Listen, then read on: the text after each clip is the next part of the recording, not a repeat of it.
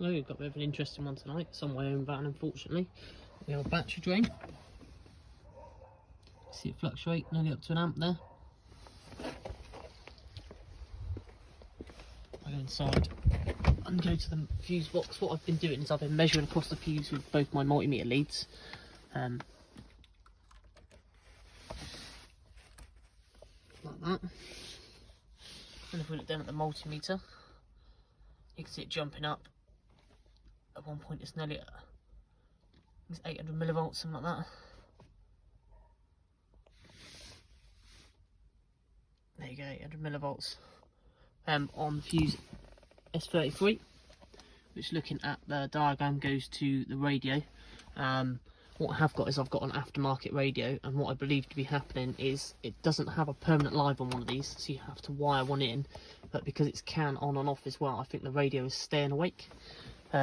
It hasn't been an issue over the summer, but over the winter it has started to give problems now. If I pull that fuse out,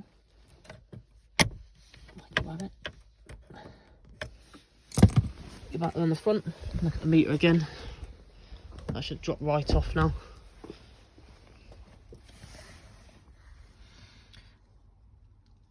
And that's an acceptable drain there. I'm quite happy with that.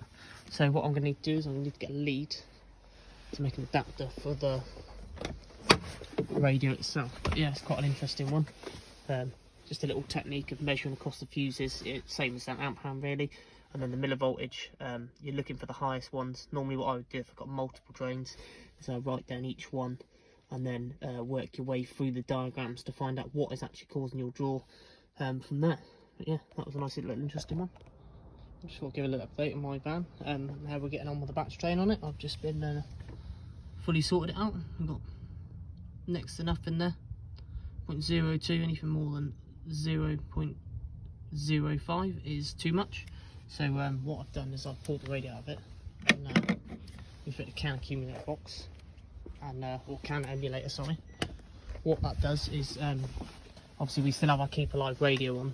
Like I said before, I had to add a fuse from the previous radio, and this one obviously draws some power. What it's doing is turn the network on and off. So these little boxes here, this is a CAN accumulator, emulator, sorry, and what it does is it emulates the CAN signal. So basically it keeps the vehicle happy, and the vehicle's basically looking for, on the CAN network, are you there?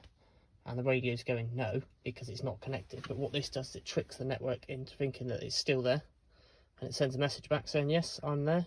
And then obviously the vehicle and the gateway and the body module is all happy, going yeah, it's all okay. So yeah, little tip if anyone's got aftermarket radios and you have a battery drain, these little boxes are quite good. And this is an old broken one which I found. Unfortunately it didn't work, so I had to buy a new one. Yeah, so aftermarket radios, particularly on the Volkswagens and the Vauxhalls and stuff, you need to have it, because all it does is it keeps waking the network up, and then obviously it goes battery draw, and sometimes it can be up to 2 amps. But yeah, that's my van all sorted. Just got a remainder of the rest of the stuff. Everything's all in now. Just need some good weather to get away.